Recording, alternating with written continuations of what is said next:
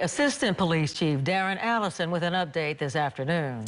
The campus complex in question, it's on Fontaine Street, a little more than a mile north of the Oakland Zoo. It is close to the Keller Avenue exit. KRON 4's Rob Nesbitt is at the scene. He talked to parents when they were arriving today to try to get their children. And Rob, you must have been seeing a lot of very anxious people. A lot of anxious people, a lot of panic, Catherine. In the last hour, I've been able to move further down Fontaine Street, closer to the scene where the 6 people were shot on that school campus behind me. There's still police cruisers here on scene.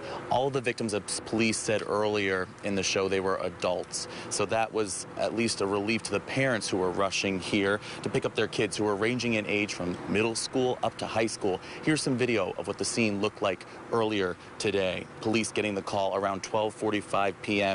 Schools placed on lockdown as the 6 victims were rushed to the hospital, 2 of them with life-threatening injuries. Parents say they received text and email alerts that there was a, quote, incident on campus, but many didn't learn that it was a shooting until they arrived on scene to pick up their kids. You can imagine how frantic parents were as they arrived. One mother telling me it took her 2 hours to get through traffic and blocked off streets to finally arrive and pick up her son. Here's some of what those parents had to say earlier. I was at home and they just sent the alert to my phone saying that there was an active shooter up here, and then the school started to call and let me know that they were on lockdown because of the shooting, so I just ran up here and grabbed them. I got a personal text because I know the teacher's here, but then I had to call an after-school program to make sure that this was serious. So I'm in the phone in the classroom, my classroom, trying to make sure she was okay.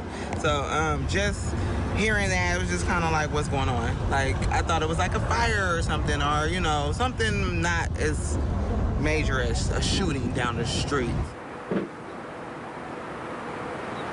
When the Oakland Police Department gave their update, so did a spokesperson with the Oakland Unified School District. His name is John Sasaki. He says that there are no school resource officers on this campus, but he did say they have what's called culture and climate ambassadors. Now, they're to ensure the campus safety. I asked Sasaki directly, what is a culture and climate ambassador supposed to do during an active shooting situation? His answer was that he could not comment on that question. A lot of unanswered questions still about what exactly took place. They would not say how the shooter or the victims, whether they were teachers, whether they were affiliated or not with the school. They didn't give too many details of that. So people are still wondering what exactly the relationship is with the shooter and what exactly the victims are and why they were on this school campus. And we hope to have those answers coming up. Stay tuned. Reporting live now, though, in Oakland, I'm Rob Nesbitt, KRON 4 News.